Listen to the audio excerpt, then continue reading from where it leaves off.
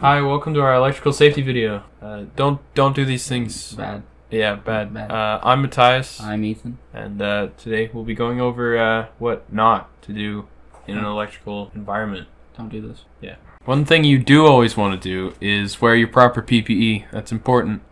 Always check your safety devices before use. For example, this is a GFCI switch and it protects against ground faults. Always be sure to never work on electrical equipment that you're not assigned to work on. And if you are assigned to work on it, make sure you're familiar with the environment you're working in.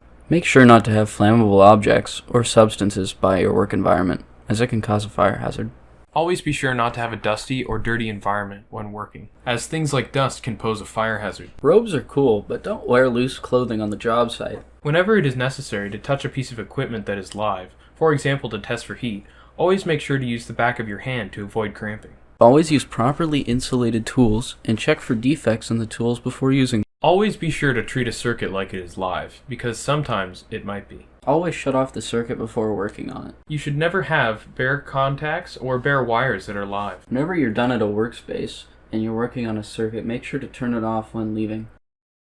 Fun fact, metals are highly conductive and like to pass electricity, so always be careful when wearing your metal rings inside of the electrical cabinet. Eating your metal.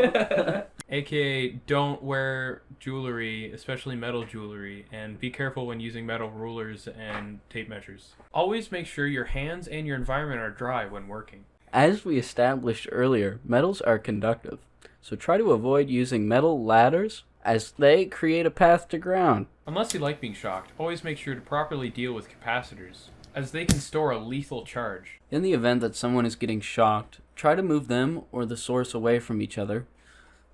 But wait, don't use this object. It's metal, and metal is conductive. Use something that isn't conductive to move them away from the source.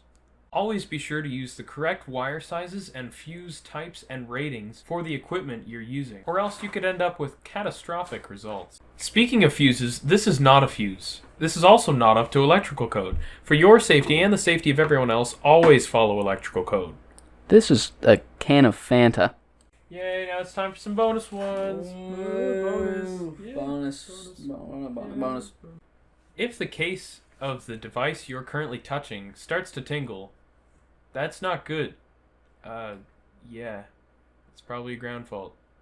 A large temperature difference can cause condensation, which in turn causes moisture. An important safety thing to know in the workplace is about fire extinguishers. There are many different kinds of fire extinguishers, such as powder, wet chemical, water, foam, and CO2. Class A does ordinary combustibles, Class B does flammable liquids, Class C does live electrical equipment, Class D is combustible metal, Class K is combustible cooking equipment. Alright, now hopefully you should know some more about electrical safety In the workplace.